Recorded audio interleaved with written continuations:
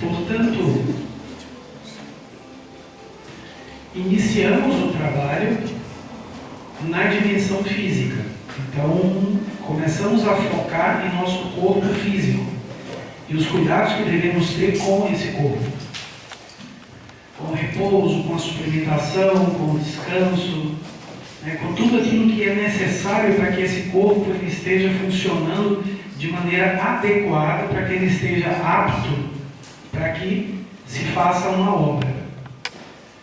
Então, ontem falávamos com as pessoas que estavam conosco lá na palestra de iniciação, que o ser é uma força cósmica, extraordinária, gigantesca, poderosíssima. O ser, o ser de cada um de nós. Essa terminologia gnóstica, às vezes, para as pessoas é difícil compreender quando nós falamos, nossa, mas o ser não sou eu? Não, o que está aí na matéria é uma partícula dessa construção enorme que existe por trás e que ainda não foi estabilizada nesse ponto matemático que é o corpo, que é a matéria. Então vê que a missão de cada pessoa é que o humano se divinize e que a divindade se humanize através de uma pessoa. Por isso que se diz que é bíblico quando os mestres eles falavam, ou quando a divindade falava, façamos o homem à nossa imagem e nossa semelhança. Façamos o homem à nossa imagem e nossa semelhança. O mestre ensina que há tantos deuses no céu quanto pessoas na terra. Porque se existe uma pessoa com um corpo físico aqui, existe uma divindade lá em cima que quer e necessita se expressar através dessa pessoa que está aqui, através desse Malkuth, desse corpo físico que está aqui. Então dizíamos a essas pessoas que estávamos dialogando com elas ontem, que se essa estrutura ela resolvesse nesse momento, de uma hora para outra, entrar no nosso corpo, essa estrutura inteira, essa árvore inteira. Quem está lá em cima é Keter. Keter é o ancião dos dias, é o Deus Pai. Ele é retratado, se vocês observarem, tem muitas imagens antigas cristãs que mostram o Pai, o Filho e o Espírito Santo, essa trindade. Tem atrás da cabeça do Pai tem um triângulo, vocês já viram isso? Já viram esse tipo de imagem? Depois observem, vocês vão ver que interessante que é. Esse é o mistério da Trindade, 1 em 3 e 3 em 1. Cada um se expressa naquele 1, 3 forças. Então, quando o Pai vem e faz a obra, se expressa 3 forças nele. Quando o Filho vem e faz a obra, se expressa 3 forças nele. E quando o Espírito Santo vem e faz a obra, se expressam 3 forças nele. Então, quando vê um, vê os 3. E aí, Yeshua, ele dizia, quem vê a mim, vê o Pai. Quem vê o Pai, vê a mim, somos um. O mesmo se dá com cada um de nós. Ou seja, nós que estamos aqui, temos toda essa estrutura energética interna por trás, grandiosa, universal, cósmica, poderosíssima, que precisa ter um assento físico para se expressar. Por isso que nós temos esse corpo. É para que essa árvore se expresse. E quem sabe em algum dia, Gesed ou o íntimo, Atma, possa falar através da nossa laringe. Como o mestre diz, ao que sabe a palavra dá poder, ninguém a pronunciou, ninguém a pronunciará, senão somente aquele que o tem encarnado. Que tem encarnado a quem? Ao ser, Atma. Então, se essa estrutura, repito, resolvesse nesse momento entrar no nosso corpo, esse corpo ele viraria poeira cósmica. Ele não poderia sustentar essa árvore. Não poderia sustentar essa estrutura. Então o corpo ele precisa se preparar. O corpo físico precisa ser preparado para receber essa estrutura. E isso tem um modus operandi. Nós não vamos passar isso para vocês aqui. Mas existe um modus operandi. o uso dos 3 fatores de evolução da consciência. Essa é a preparação. Eliminação dos defeitos psicológicos, trabalho com a energia sexual e alquímica e auxílio à humanidade. Essas são as 3 ferramentas síntese da obra. Muito bem. Então, assim que fazemos o trabalho com esse corpo ele está devidamente preparado, nós vamos iniciar o trabalho com as nossas energias. Aí entra o aspecto com a parte vital. Eu vou ter que aprender a fortalecer o meu vital. Eu vou ter que aprender a trabalhar com o meu vital. Eu vou ter que aprender a respirar de maneira adequada, fazer exercícios respiratórios, pranayamas. Eu tenho que carregar adequadamente o meu vital. Existem exercícios que são chamados exercícios de vocalização. As vocalizações, elas cumprem a função de fazer os nossos centros energéticos, que são chamados chakras ou vórtices energéticos, girarem, e à proporção que esses chakras eles vão girando, eles se põem em atividade, eles captam energia, e essa energia à noite ela vai ser transmitida através do fundo vital, através do corpo vital, ela vai ser transmitida às glândulas endócrinas, e isso vira hormônio, e esse hormônio ele anima o nosso corpo físico. Olha que extraordinário é o mecanismo. E como a gente deve saber como utilizar isso? Porque se eu levanto ali entre 5 e 7 horas da manhã, esse horário é muito adequado, muito propício, a atmosfera planetária está sutil, está tranquila, eu me dirijo a uma região onde eu posso ficar sozinho, e ali eu começo a fazer respirações, eu posso me colocar ali de frente ao oriente, onde o sol nasce, né? E ali eu posso fazer 30 respirações, dessa forma como nós fizemos aqui. E creio em vocês que esse simples exercício respiratório ele vai fazer uma diferença no nível de vitalidade, de energia da pessoa ao longo de todo o dia dela. Se eu sei como vocalizar, tanto melhor, porque à noite eu vou ter um sono mais reparador. E tudo isso são trabalhos que devem ser feitos relacionados com esse corpo vital, porque eu preciso fazer com que o meu corpo vital esteja bem. Quando é que você percebe que uma pessoa está com o corpo vital bem? Ela tem vitalidade, ela tem ânimo. A cultura chinesa nos ensina isso de maneira extraordinária, porque eles falam que a energia é Qi, e Qi permeia tudo. Toda parte você encontra energia Qi, ela está bruta dentro do corpo, ela se torna Qi, que é uma energia já trabalhada, sutil, adequada, apropriada a ser utilizada em nosso organismo. Então, quando eu respiro e eu utilizo a minha imaginação e concentração, a energia ela circula no meu corpo. Isso já foi comprovado cientificamente, tem os meridianos, os nadis, né? A medicina tradicional chinesa estuda isso amplamente.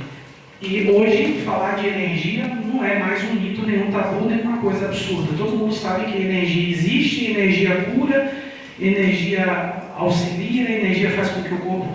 Então você olha para uma pessoa e você vê a pessoa cansada, se encosta o tempo inteiro, abrindo a boca, com sono, desanimada, baixo nível de energia vital, completamente descarregado.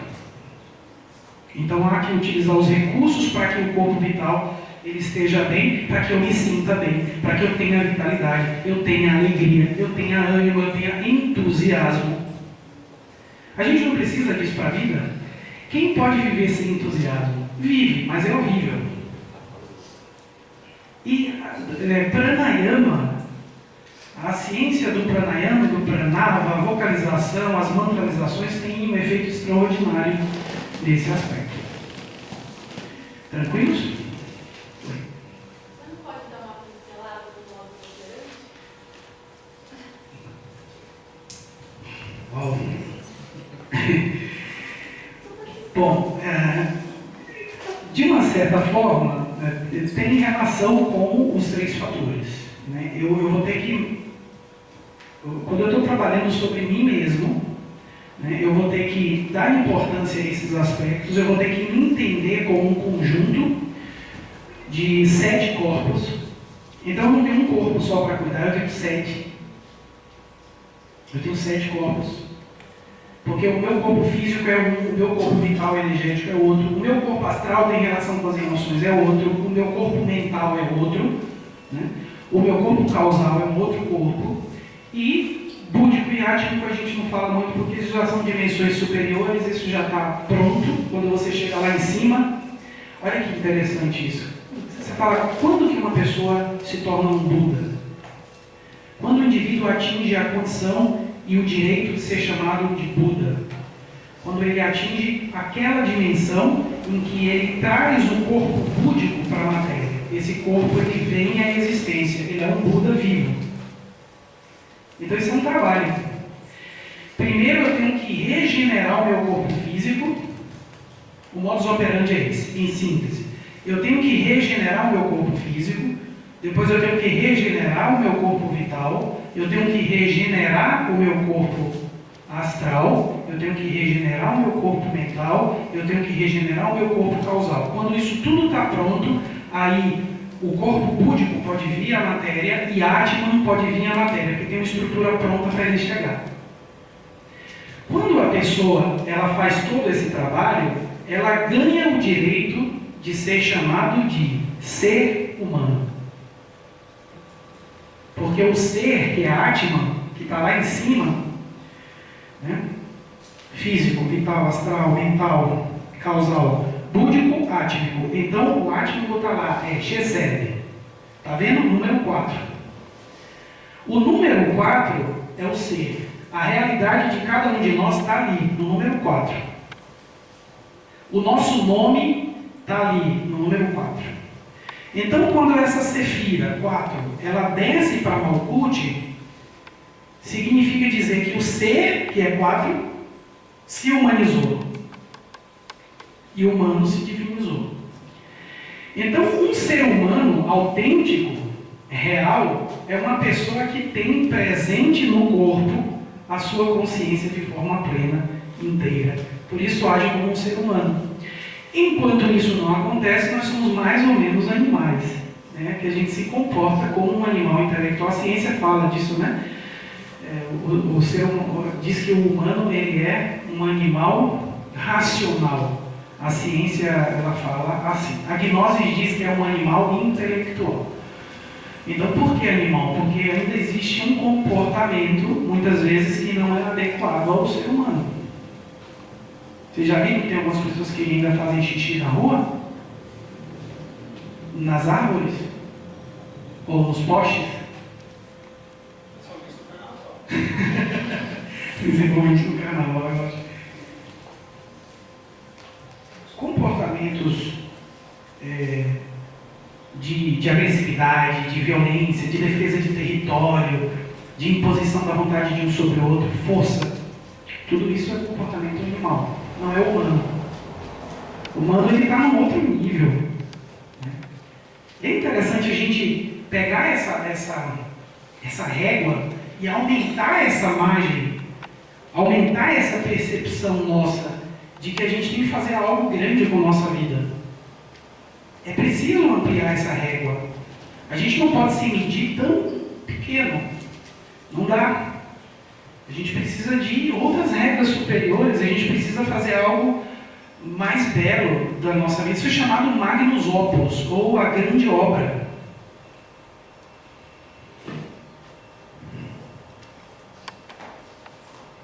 Eu estava concluindo o corpo vital, não é isso?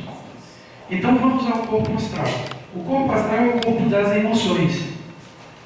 O corpo astral ele se expressa quando à noite eu deito e é o veículo que eu utilizo para sonhar, para me relacionar com a quinta dimensão da natureza. Esse é o corpo astral. As experiências astrais elas são reais. Isso pode ser comprovado cientificamente. Como? É possível você obter uma informação nos mundos internos e você conferir essa informação no plano físico. Então, por exemplo, eu posso encontrar uma pessoa que eu não conheço e posso pedir uma informação para ela. Me diz, sei lá, qualquer pergunta que eu poderia fazer que seria muito íntima a essa pessoa. A pessoa me dá a resposta, eu trago essa memória para o físico, anoto essa informação, porque eu tenho o meu registro de memórias oníricas, e depois eu encontro com a pessoa fisicamente, mesmo que eu não tenha aproximação, eu vou conferir a informação, isso é real. Ou é possível você, uma pessoa que mora distante, você conhece, você ir à casa dessa pessoa, olhar a constituição da casa, sejam discretos, não entrem, por exemplo, no quarto nem no banheiro, isso não é educado, vão até a sala, observem os móveis à disposição, vejam algo característico, como um quadro, por exemplo, que tem na sala, com uma disposição X, e descrevam, por exemplo, o quadro para a pessoa. Na sua casa você tem um quadro com uma mulher vestindo uma roupa de cor tal, azul. Tem esse quadro aí? Não, mas por que você está perguntando isso? Não, só me responde. Na sala da tua casa tem esse quadro? Tem. Você confirmou. Você esteve lá fisicamente. Você obteve uma informação e você conferiu. Isso é um uso consciente do corpo astral. O uso consciente do corpo astral está sendo estudado através das experiências chamadas sonhos lúcidos. Isso está sendo submetido também a uma experimentação científica, para quem se importa com isso. Para mim, pouca diferença faz. Eu quero ter uma experiência consciente. E no plano astral eu preciso investigar aquilo que eu tenho que investigar que tem relação com o meu mundo interno. Então existem práticas específicas para a gente começar a trabalhar nesse plano. Só que esse corpo, ele está desordenado. As nossas emoções estão desordenadas. A gente não tem controle sobre nossas emoções. Quantas vezes a gente diz, eu não quero sentir isso, e continua sentindo? Ou eu não quero pensar sobre isso e continua pensando. Quando você diz que não quer pensar, é aí que você pensa. Quando você diz que não quer sentir, é aí que você sente, não é assim? Nenhum controle sobre essa dimensão. Então, o que seria um corpo como é? Ele é um veículo de expressão e ele está servindo de expressão à multiplicidade egóica que nós temos. Preguiça, luxúria, ira, gula, orgulho, vaidade, cobiça. Então, essa multiplicidade egóica, que Virgílio, poeta de Mântua, falava que ainda que você tivesse uma língua e um palato de aço, você não poderia descrever cabalmente todos os defeitos que a pessoa tem, porque é uma infinidade a estrutura egóica, é uma multiplicidade, não tem só uma pessoa dentro de nós, tem várias pessoas, e essas várias centenas de milhares de pessoas estão utilizando esses corpos para se expressar. Ou pensam vocês que sentir ódio por alguém é do ser? Não é. Sentir inveja de alguém é do ser. Você não se compara. Desprezo, ojeriza, sentimento de superioridade, tudo isso são manifestações de insegurança egóica que a pessoa carrega e ela vai manifestando isso. Isso é uma multiplicidade. Então, olha que extraordinário você pensar, não, eu não sou uma única pessoa, dentro de mim tem várias pessoas. A gente convive com isso de maneira muito tranquila e não se dá conta. Também, toda vez que você manifesta um sentimento de agressividade, a ira, como um defeito de tipo psicológico, ela está querendo defender alguma coisa e tem uma relação com a insegurança. Complexo de inferioridade ou superioridade em relação ao outro.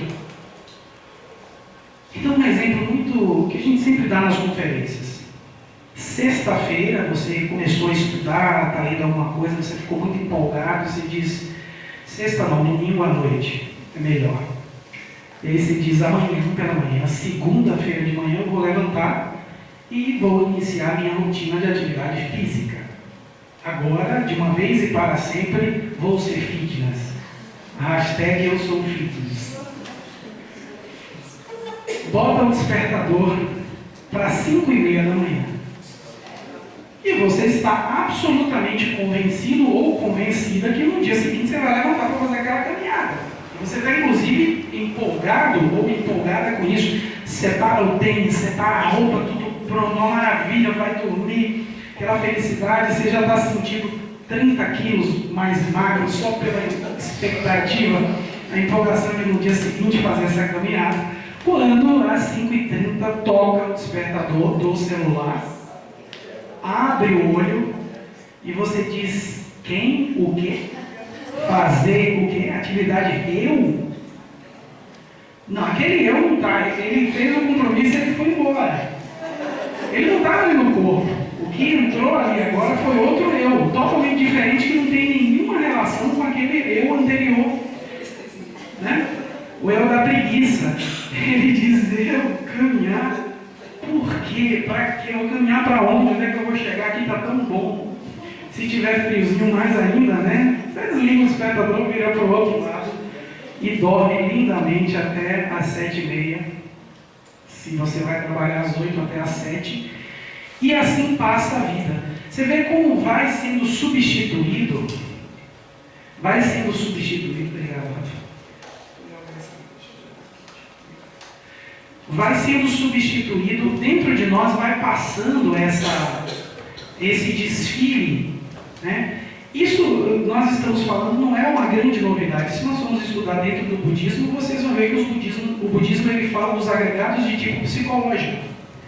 Então, os agregados psicológicos é a manifestação dessa multiplicidade psicológica que a gente tem dentro, que faz com que você tenha conflitos dentro do teu mundo interno. Um eu, às vezes, ele discorda do outro. Você já viu que pode ser que você tenha raiva de você mesmo, né? Porque um faz uma coisa que você não gosta.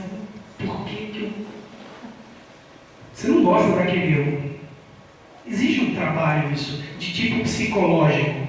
E um que fala é o trabalho de individuação.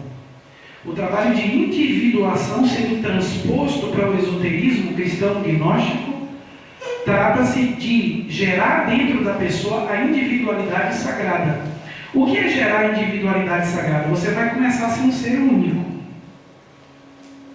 Você vai ter uma estabilidade de pensamento e emoção. Vai estar em ordem o teu corpo astral. Vai estar em ordem o teu corpo mental. E obviamente você vai gerar causas conscientes. Nós vamos deixar, já passa a palavra, nós vamos deixar de ser pessoas reativas para passar a ser pessoas ativas. A gente vai deixar de reagir para começar a agir, porque a ação é uma atitude de tipo consciente. É necessário haver consciência para que haja uma ação real. Senão nós vamos ter o tempo inteiro reações.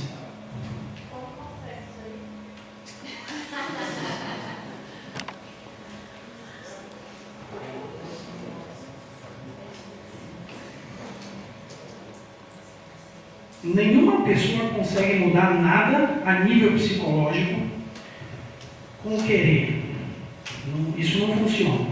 É necessário ter uma força superior à própria vontade. Diz uma energia, uma força de tipo elétrico sexual, que os hindus chamam de Devi Kundalini Shakti.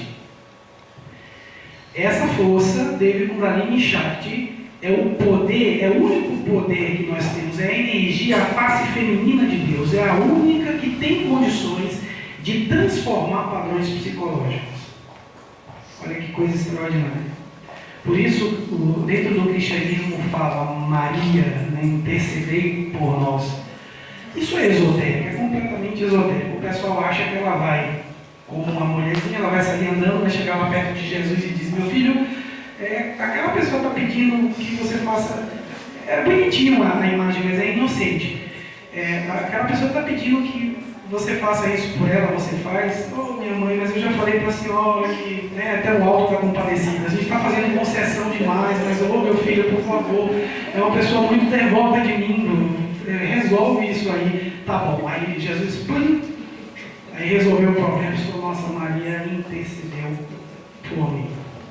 Então, assim, não é uma mulher. Todas as culturas falam dessa força. Maria, Maia, Isis, Inzoberta, Ré, Adonis, Cibeles, a Virgem do Mar, Estela Maris, Iemanjá, a face feminina de Deus.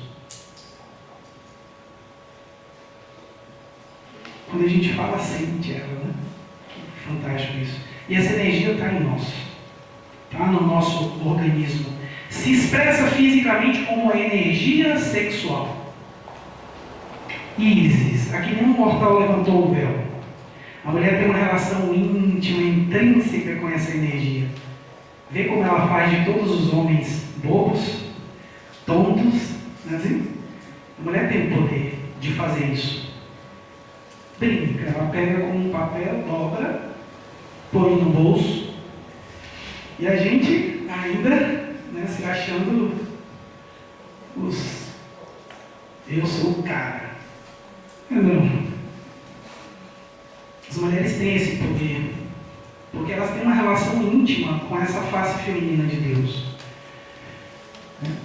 Então essa energia em nós se expressa através da energia criadora.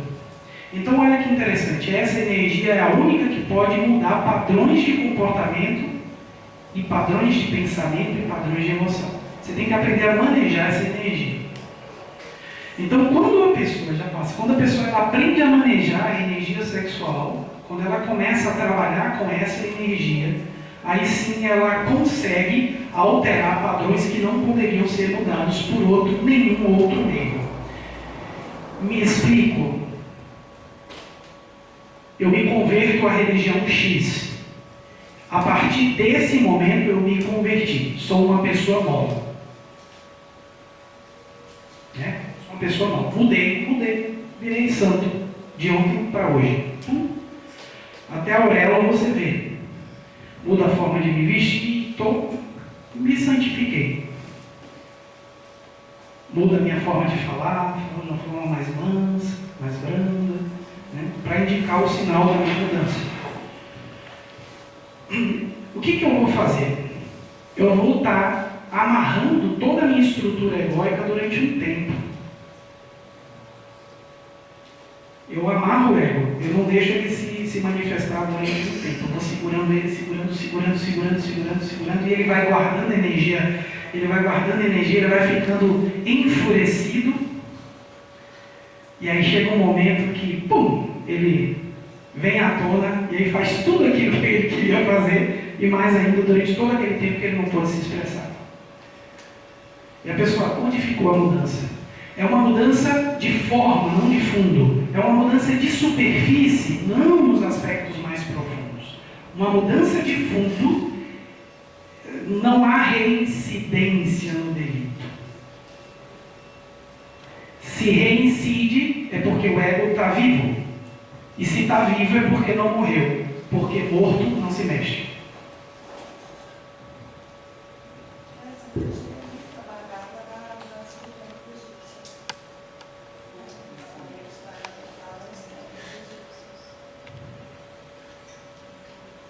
Os hierofantes egípcios, eles sabiam das coisas, né?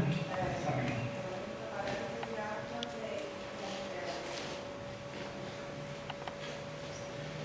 Muito bem. Então, eu chego à parte mental. E os pensamentos desordenados, uma principal prática de trabalho com a dimensão e o corpo mental tem relação com a meditação. Eu devo aprender a meditar. Eu devo aprender a concentrar em um só ponto, para que eu consiga ter a experiência do samadhi, do satori, da iluminação. Uma pessoa, quando ela tem uma experiência como essa, ela volta completamente transformada para o corpo. Ela não se torna, porque há uma mudança de fundo. A pessoa, ela chega a uma dimensão onde ela se encontra com aquela realidade que são as dimensões de tipo superior. Ela se encontra consigo mesmo, de uma outra forma, e ela se liberou dos afetos e da mente. Então, só para que nós tenhamos uma compreensão profunda disso. O que é a iluminação? Que se fala tanto. O indivíduo atingiu uma iluminação. Ele atingiu um samadhi, como os hindus falam, ou um satori, como os japoneses falam. Uma técnica qualquer, se você utiliza, por exemplo, o zazen, que é uma técnica de meditação, isso é um mecanismo, eu poderia dizer, quase que mecânico, ou seja, tem uma técnica que qualquer pessoa utilizando, ela pode chegar a atingir esse estado. Uma repetição constante de um mantra durante muito tempo, ela pode fazer com que você consiga, momentaneamente, desligar o quaternário inferior. O que é o quaternário inferior? São esses 4 corpos inferiores. Todos vocês, eu estou falando tanto nisso, vocês já devem ter memorizado. Qual corpo? Exatamente. Por isso chamados 4 corpos inferiores ou 4 corpos do pecado. Corpo físico, vital, astral e mental. Então, quando você desliga esses 4 corpos, e existem muitas práticas para fazer isso, a consciência ela escapa do quaternário. E aí ela chega fora. Quando ela chega fora, ela passa a outra margem, ela vê a realidade. Ela tem um encontro com a luz. Quando ela volta iluminada. A diferença é que, se você tem uma experiência dessa momentânea, quando você voltar, o ego vai estar te esperando de braços abertos e vai dizer: bem-vindo de volta, que legal, vamos voltar, tá bom, teve esse tempo aí, viu a luz, achou tudo muito bom, mas vamos voltar à atividade normal, que eu já estou precisando usar o seu corpo para fazer alguma coisa. Diferente quando você faz toda essa obra, que você atinge a condição de indivíduo autorrealizado, ou seja, uma turia, uma consciência contínua. Essa é a meta. Entendeu? Então não adianta ter apenas... É importante que tenhamos experiências como essa, mas para conhecer, a obra ela tem que ser feita e a gente tem que percorrer todo esse caminho.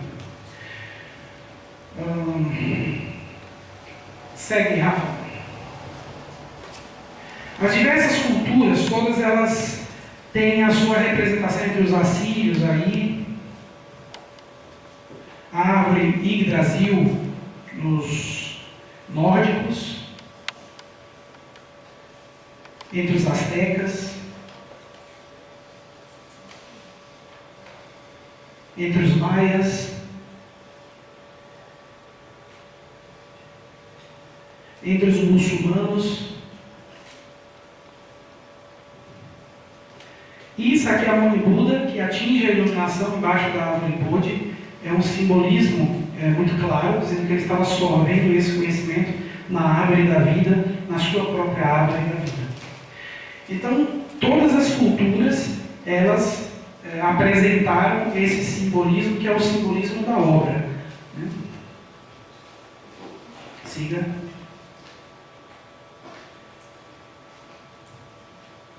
Aí a árvore sefirótica entre os cabalistas. Siga. Siga. Siga. Muito bem. Então, a gente utilizando essa analogia que há entre Yggdrasil e a obra que foi realizada por Dante Alighieri, lá naquele canto, ele escreve a Divina Comédia. Então, Dante Alighieri, o que foi que ele fez? Ele fez uma investigação nas 2 árvores.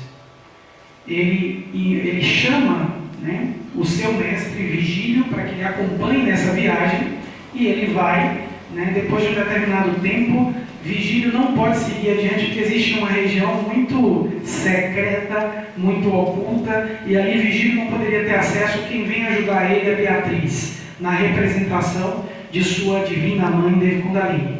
Então, Dante Alighieri, quando ele descreve os círculos dantescos, ele está descrevendo nada mais, nada menos do que a árvore da ciência do bem e do mal, que são os mundos infernos ou as dimensões infernais de cada pessoa. Então vamos imaginar que na região do quadril, essa região que os chineses chamam de Tantin, o grande caldeirão onde se processa e se gera e se gesta essa energia criadora, que é a energia sexual, aqui é o ponto onde se conectam as 2 árvores. A árvore da vida, ela começa daqui para cima. E a árvore da ciência do bem e do mal, ela começa daqui para baixo. Então, quando eu pego essa energia que está sendo gestada aqui e eu faço esse caminho dentro da minha própria coluna, ascendendo para dentro e para cima, levo até o topo da cabeça e logo até o coração. Então, nesse momento, eu estou gerando aquilo que é chamado bastão dos patriarcas. Eu estou fortalecendo e sorvendo dos frutos dessa árvore da vida. Então, a base e o tronco dessa árvore tem a sua representação física na nossa própria coluna. E a trajetória dessa energia é um caminho que nós devemos percorrer dentro de nós mesmos. Tudo bem? Ficou mais próximo da nossa realidade agora, quando a gente fala de árvore da vida. A nossa coluna é a base. Agora essas sefiras, muitas vezes, elas podem estar extremamente distantes de nós. Porque a gente precisa fazer um trabalho para se integrar com elas. Eu li uma vez que a chave máxima da cabala é no sangue judeu. Isso é um mito ou é verdade? Isso é um mito. Ao contrário, eles estão bem complicados, porque eles não têm se misturado. E nós necessitamos de mistura no sangue para a gente poder triunfar sobre o mundo. Nas minhas veias tem que correr sangue de todas as raças. Sim, os brasileiros estão em uma condição fantástica para poder fazer o trabalho.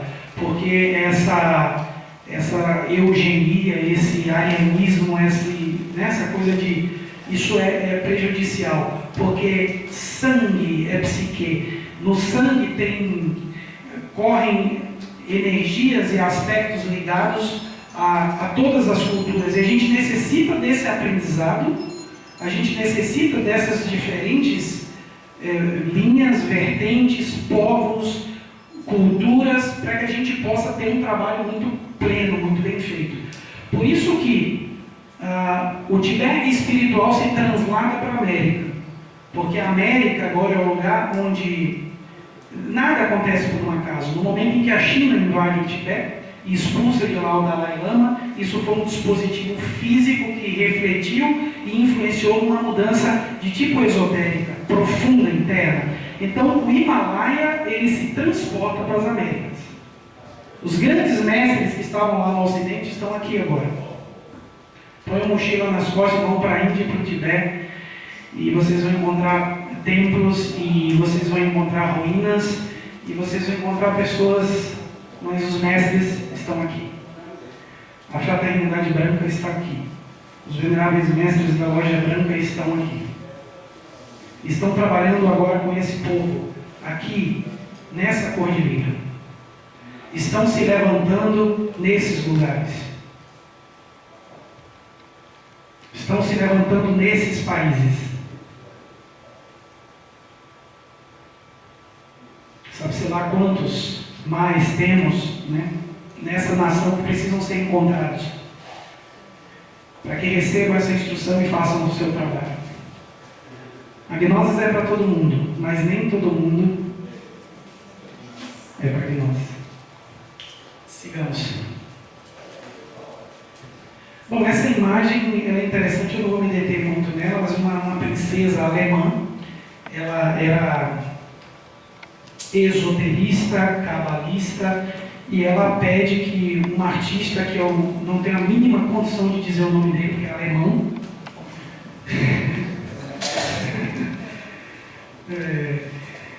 ele faz essa pintura assim, de maneira extraordinária, que apresenta toda a árvore sefirôtica de maneira simbólica. Então, essa pintura, ela está numa igreja próxima a uma região na Alemanha chamada Floresta Negra, uma igreja chamada Igreja da Trindade, e ela está lá, essa pintura está lá. Essa alemã, uma princesa Antônia alguma coisa, também não consigo falar o sobrenome dela, pede que faça essa obra, e ela, de maneira extraordinária, isso reflete da síntese da grande obra. Então lá está a primeira Trimurti, né? Pai, Filho e Espírito Santo, siga. Aí depois vem Atman e Budi. De maneira extraordinária, nós vamos ver aqui uma mulher, né? Aquela relação com a chama de página que arde dentro da alma búdica.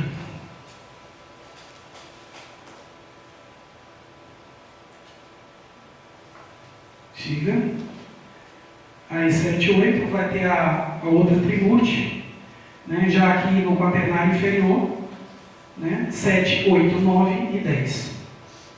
Aí dando a síntese da conclusão da grande obra, né? A realização sendo feita dentro dos 10 sefirotes. Vamos então para o fechamento. Vamos já caminhar para amarrar todas essas questões. O tarô ele tem os arcanos maiores e os arcanos menores.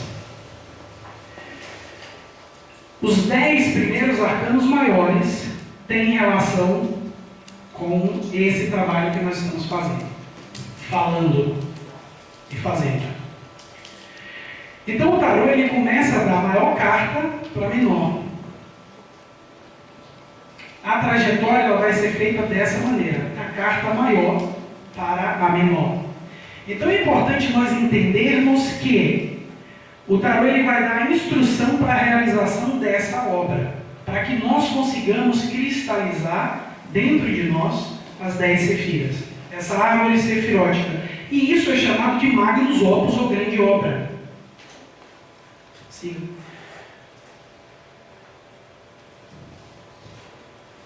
A grande obra ela é retratada por certo simbolismo muito interessante que vocês já devem ter visto por aí. É uma construção com 3 degraus, 4 colunas e um triângulo em cima. Já viram isso? 3 degraus, 4 colunas e um triângulo em cima das 4 colunas. Já viram esse símbolo? Tem igrejas que utilizam esse símbolo. A Universal usa esse símbolo. Às vezes eles botam mais colunas do que o necessário, mas eles usam. Edir Macedo, coitado, acho que não tem nem ideia do que se trata. Mas eles usam. Não são tontos, porque a consciência ela se sente chamada por esse símbolo. A maçonaria também usa esse símbolo. Porque isso é a síntese da grande obra. Isso é assim a síntese do Magnus Opus. Onde é que a grande obra ela se realiza? Dentro de nós. O que a nossa vida vai ser ao final dessa existência? Um grande triunfo ou um grande fracasso? E só será um triunfo se conseguirmos realizar essa grande obra, edificar esse templo interior. Então a árvore ela é a representação desse templo interior edificado. Aí diz o mestre Gaga Agostinho: serás o artista de teu próprio ser. Nessa magna obra ninguém exige a tempo nem preço. Tens para crescer o espaço e como meta o absoluto. Siga. Então nós vamos ver as 3 colunas, que são, na verdade, as 2 colunas, mais uma coluna intermediária no meio, que é a união dessas sefiras. Então, em qualquer templo, vocês vão notar que existem 2 colunas de sustentação. Essas 2 colunas podem ser chamadas de Jacquin, Boaz, Yin e Yang, masculino e feminino, afirmação e negação. Então, são essas 2 forças que se complementam para poder sustentar todo o templo. E o templo, ele é interno. Está claro? Muito bem. Então, nesse primeiro momento, fica muito evidente para cada um de nós que quando eu começo todo esse processo investigativo, eu estou conhecendo o que está dentro de mim. Eu estou investigando a mim mesmo. Então, toda a informação concentrada no tarô, na Kabbalah e na numerologia tem como objetivo a descoberta, o estudo e a compreensão dos aspectos interiores de cada um de nós. Nada além disso. Portanto, é um recurso poderosíssimo para que eu possa me conhecer. Como existe concentrado nessa simbologia arquetípica informações preciosíssimas que têm relação com o meu mundo interno, eu consigo ali fazer a leitura do que está acontecendo e ver aquilo, aquele panorama que os meus olhos físicos não conseguem perceber. Talvez por falta de sensibilidade, de percepção, talvez por falta de consciência ainda. Então é um recurso que ajuda a pessoa a enxergar onde ela não poderia ver de outra maneira. É extraordinário nós entendermos que aquela segunda trimurti, isso aqui, 1, 2, 3, 4, vamos visualizar isso aqui como um quadrado, tá, gente? Isso aqui é o que qualquer pessoa pode ter acesso, só esse quadrado. Tem pessoas que vão passar a vida inteira somente dentro desse quadrado. Nunca vão sair dali. pessoal não fala cada qual no seu quadrado? Que besteira. Esse é um quadrado. A pessoa fica aqui, ela vai ficar presa dentro desse quadrado. Mas aí falando sério, esse quadrado ele acaba sendo uma prisão, porque é uma prisão física, é uma prisão energética, emocional e mental. A pessoa está aprisionada aí dentro desse quadrado, ela não consegue ver nada além do quadrado. Nós necessitamos receber influências do triângulo superior. Esse triângulo, que é a segunda trimurti. Aqui está Atman, Buddha e Manas, ou seja, o ser, a alma divina e a alma humana. Isso aqui é superior. A gente precisa receber essas influências, instruções daqui. O problema é, não existe nenhum canal de comunicação. Eu preciso estar consciente para estar recebendo essas emanações, né, de Atman, Buddha e Manas. Eu preciso estar desperto, acordado. Nem todo mundo consegue desenvolver essa capacidade. Então o tarô se apresenta como um recurso de comunicação entre essas partes superiores e o quaternário. É um celular antigo. Não dá para você digitar a mensagem, você faz a pergunta e obtém a resposta. E para que você interprete adequadamente a resposta, você vai ter que desenvolver aspectos como a imaginação, a intuição. Isso é para pessoas que realmente querem fazer o trabalho. Dúvidas, perguntas, prováveis respostas. O valor varia, por exemplo, uma pessoa que nunca teve um lampejo de iluminação. Porque assim, você não pode falar que isso não funciona se você não praticar, se você não praticar. Uma pessoa que teve um lampejo de iluminação, se ele conseguir escapar desse quaternário, teve uma experiência lá, se depois volta, ela já sabe que alguma coisa ela vai buscar. Não necessariamente a pessoa teria igual que ela roupa para saber que ela sabe que tem. Sim. Agora, quem não sabe que tem, não tem ideia de como seja, aí está louco. Perfeito. Pode tornar isso mais acessível. O panorama mais acessível vai te ajudar a entender o que está acontecendo. É um mecanismo, é um recurso. Te ajuda na guiatura desses passos. Mas é claro que isso nunca vai substituir todo o trabalho que a gente tem que fazer. As práticas de meditação, tudo que a gente tem que fazer como trabalho, né? Pranayamas, tudo. Trabalho alquímico, trabalho com as energias criadoras, não substitui. Mas você está correto, ajuda. O que mais, gente?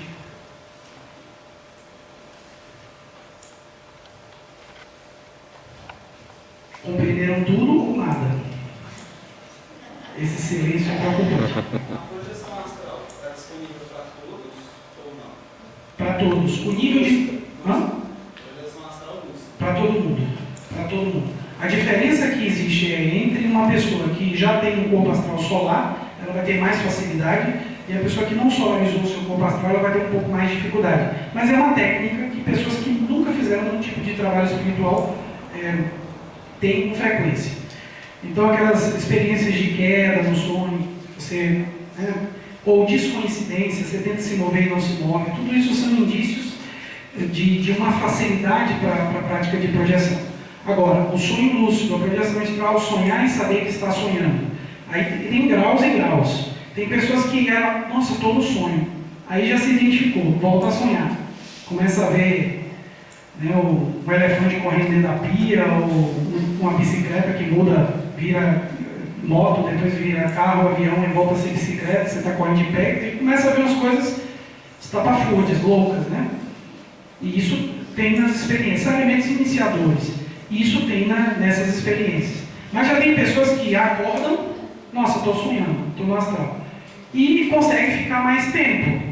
O que eu vou fazer? Para onde que a pessoa pensa isso, né? Já tive uma experiência. O que é que eu vou fazer? Para onde que eu vou? Já tive uma experiência involuntária. Sim, fantástico, muito bom. Muito bom. Tem que aproveitar e desenvolver isso aí. O que mais, gente? De maneira espontânea, como vocês avaliam esse primeiro momento? Eu queria ouvir alguns de vocês. Tá ótimo.